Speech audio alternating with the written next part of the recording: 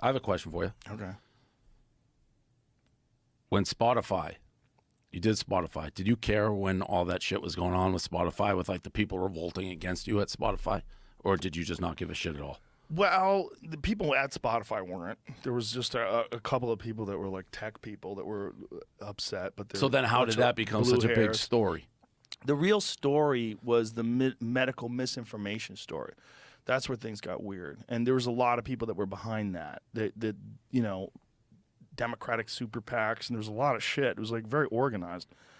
But that was because of having people like Robert Malone and Peter McCullough that were telling a narrative that was contrary to what was going on in the public about vaccines and about the efficacy and about the dangers and about COVID and the actual dangers of COVID, and also alternative treatments, whether or not they were effective, whether or not the information's being suppressed. That stuff got creepy. But did you care? Is it more like, because you, from outside looking in, you had built this thing up all yourself, took a paycheck, but signed it over to Spotify. To me, that would be, I was curious what your thought process, were at any point you're like, I wish I just kept this myself. I don't need this headache. Or did? No, because I would have done the same thing and I would have been banned from YouTube.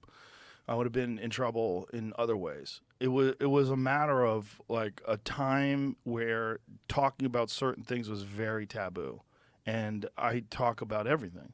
And when I had access to someone like Robert Malone, who owns 9 patents on the creation of mRNA vaccine technology, and that guy who got vaccinated was telling you about a terrible cardiac event that happened to him while he got vaccinated, and then him doing the research on mRNA vaccines and the benefits as well as the adverse side effects, and as well as what the actual studies showed in terms of efficacy, that the fact that they never really showed that they could stop transmission, that they were lying about that.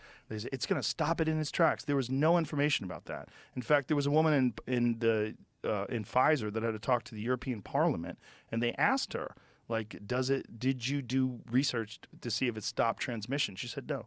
So all they knew is that it created antibodies, and everybody wanted the pandemic to be over. And everybody wanted it, and they figured, like, this is our way out of this. And it was like, that was the narrative. Rachel Maddow was like, if you get this vaccine, you won't get COVID. Right. You won't spread COVID. The virus stops with you. We all now know that is horseshit, and that's a lie. And this guy was telling me that over a year ago. And when I started talking about that, it became a real fucking issue. But my perspective was like, look, if it's true, it's true. And the chips will fall where they may, and if the only way people are getting this information is through me, that's fucking crazy. But that's also the cross I have to bear. This is what it is.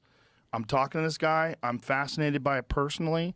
I want to know. I mean, and he was wildly disparaged. So was Dr. Peter McCullough, wildly disparaged. But turns out he was accurate. And as more and more information gets out over time, it will show what happened, how they were suppressed, how there was active campaigns to silence them, and how those campaigns were funded.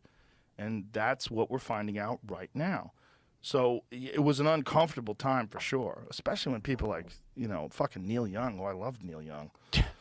But Neil Young, I don't know if this is true or not, but somebody told me that after I released my video explaining how a lot of the stuff that they called misinformation in the past that would get kicked you off is now mainstream news, like the lab leak hypothesis. If you talked about the lab leak hypothesis on YouTube at the beginning of the pandemic, you would have been fucking canceled. They would have pulled you off of YouTube. They would have suppressed your episodes. They would have canceled. Now that's on the cover of fucking Newsweek. Right? And now most scientists and epidemiologists and virologists are pointing towards that as the likely scenario, that is a lab leak. I had Brett Weinstein, who is an evolutionary biologist, on yesterday, and he explained why that lab leak hypothesis is most likely correct in scientific terms that are like mind-boggling. So was it good? No, but it is what it is, and my perspective is, look, it could be. I'm in a very unusual and fortunate situation, and sometimes you find yourself in a place in life where you have to figure out what you're going to do.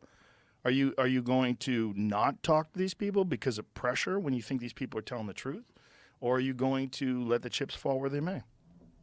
So that was over because from, again, totally outsider, it seemed like a big deal. Like it seemed like a big thing within Spotify. It seemed you're saying it wasn't as big, though, it was just small, like you weren't getting. That, for me, is the big, almost all the stuff you said, whether it was true or not true, I think you believed it was true. That's all that kind of matters. It turns out a lot of it was.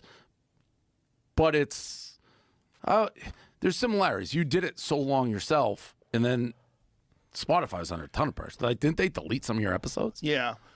Well, they did that, and they also were very apprehensive about certain guests that I had on. And there was, a lot of pressure from advertisers. There was a lot of pressure from different people. They were, like different artists like Neil Young and Joni Mitchell pulled their stuff, and it was touch and go. But again, over time, it showed that that was all true. And then all that went away. Yeah. And so it was the right. Now, if I was wrong, imagine if I was wrong. And well, not even me. I shouldn't say I was wrong, because I wasn't really the one who was saying these things. These things were mostly being said by experts. But if those experts turned out to be horseshit, that would be devastating.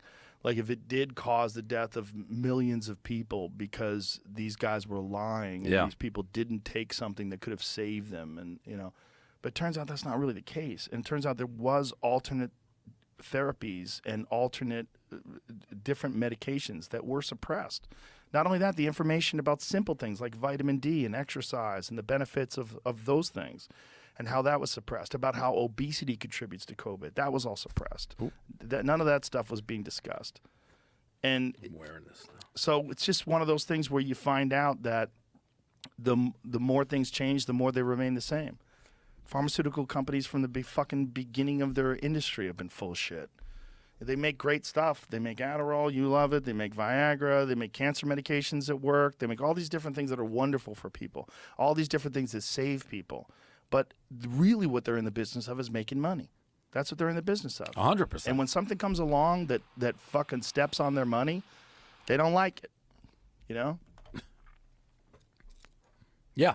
Like I said, for me, it was almost the bigger issue of I was curious how you were dealing with it. Meaning, I'll just keep on keeping on. Just keep doing it. was that relationship ever close to being severed because of that, or no? I don't think so. I don't know, though. I don't know from them. My relationship with them was always great in communicating with them. They stood by me the way they stand by rappers. And that was one of the things they said. Like, think about all the shit that rappers say. But they stood by you for the same reason you're saying everything else. You make them money. Yes. Like, they probably weren't standing by you because we think he's got smart guys, or Joe Rogan. We like Joe. They're staying by you because you're the biggest podcast in the world. A friend of mine who's a brilliant businessman said, you have the #1 podcast in 96 countries. If you had the number 96 podcast in one country, you would have been gone. Correct.